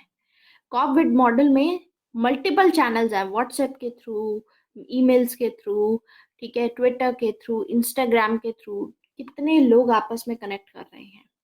सिर्फ ऐसा नहीं है कि स्टेट्स के थ्रू हो। तो आज के टाइम पे इसी वजह से स्टेट्स पोरस हो गए हैं। आज के टाइम पे पहले रिजिडिटी हुआ करती थी ना बॉर्डर्स में, कि आपको जाना है तो बॉर्डर क्रॉस करके ही दूसरे उसमें जा सकोगे, कंट्री में, तभी आप कनेक्ट कर पाओगे। अब ऐसा नहीं है। तो अब एक स्पाइडर की वेब की तरह हो गया है पूरा आज का वर्ल्ड, ठीक है। जैसे बिलियर्ड बॉल में हार्ड शेल की तरह हुआ करता था, वहां पे स्ट्रांग सर्वेलेंस लेकिन हुआ करता था, यहाँ पे स्ट्रांग सर्वेलेंस बहुत था क्योंकि हार्ड शेल थे, स्टेट हर चीज मॉनिटर कर सकती थी। आज हम देखते हैं कि नए चैलेंजेस हैं स्टेट्स के पास में, जैसे ट्विटर के थ्रू भी रेडिकलाइज किया जाता है, लोगों को रिक्रूट किया जाता है, आईसिस ट्विटर के थ्रू, फेसबुक के थ्रू रिक्रूट करती है। तो वही चीज है, सर्वेलेंस बहुत, आजकल क्राइम जो होता है वो इंटरनेट के थ्रू ज्यादा क्राइम हो रहा है आजकल। दिस इज व्हाट वी सी। पहले क्या होता था, क्राइम होता था तो सर्वेलेंस बहुत आसानी थी। अब क्राइम, ऐसे ऐसे क्राइम आते हैं, नए नए नेचर के क्राइम आते हैं, समझ में भी नहीं आता, बाद में पता चलता है कि कुछ ऐसा भी हुआ है। तो स्ट्रॉन्ग सर्वेलेंस की जरूरत है, आज के टाइम पे स्ट्रॉन्ग सर्वेलेंस नहीं है। आया समझ? तो ये तो जॉन बर्टन का मॉडल था। और इसी के बारे में जोसेफ नाई क्या बोलते हैं? जोसेफ नाई आज के वर्ल्ड ऑर्डर को क्या बोलते हैं? ये बोलते हैं कि आज का जो वर्ल्ड ऑर्डर है ना, वो 3D चेस बोर्ड की तरह है। 3D चेस बोर्ड की तरह है, जिसमें यूनिपोलार भी है आज के टाइम पे in terms of military power. Military power में अभी भी यूएसए की ही मिलिट्री है जो सबसे आगे है, तो एक तरीके से यूनिपोलार भी है। लेकिन हम देखते हैं कि वर्ल्ड ऑर्डर मल्टीपोलर भी है। मल्टीपोलर कैसे? इकोनॉमिक पावर के टर्म्स में बहुत सारी इकोनॉमीज हैं जो इकोनॉमी वाइज बहुत आगे हैं। इसमें इंडिया भी आता है, ठीक है, एंड इसमें चाइना आता है, इसमें जापान आता है, इसमें यूएसए आता है। ये सभी मल्टीपोलैरिटी देखते हैं हम। साथ में डिफ्यूज्ड भी है। डिफ्यूज्ड कैसे है?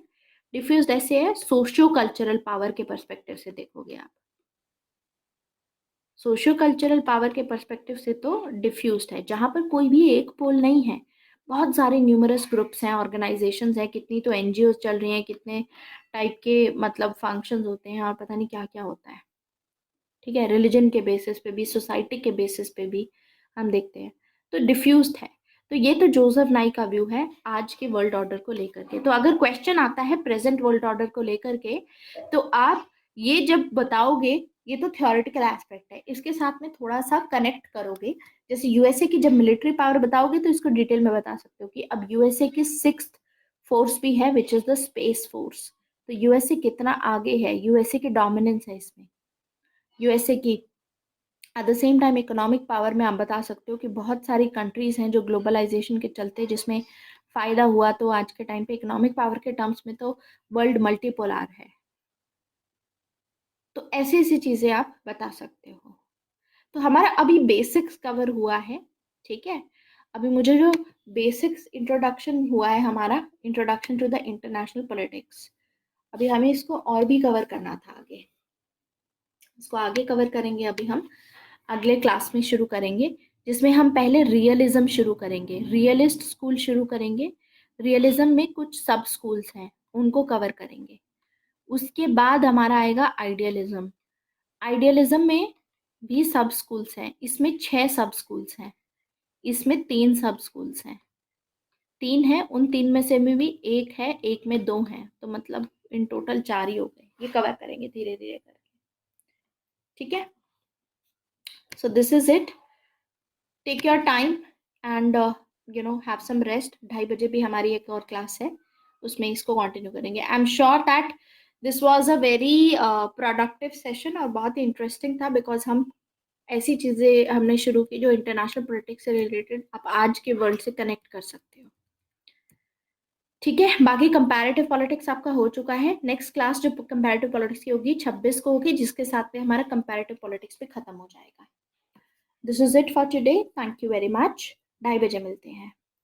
अब प्रांजल 2:30 बजे क्लास है, ठीक है। मैंने हिंदी मीडियम के जो वो पीडीएफ थी, हालांकि मैंने एक बार डाल दी है, आप लोग डाउनलोड करके फॉलो कर सकते हो। Thank you very much, bye bye, see you.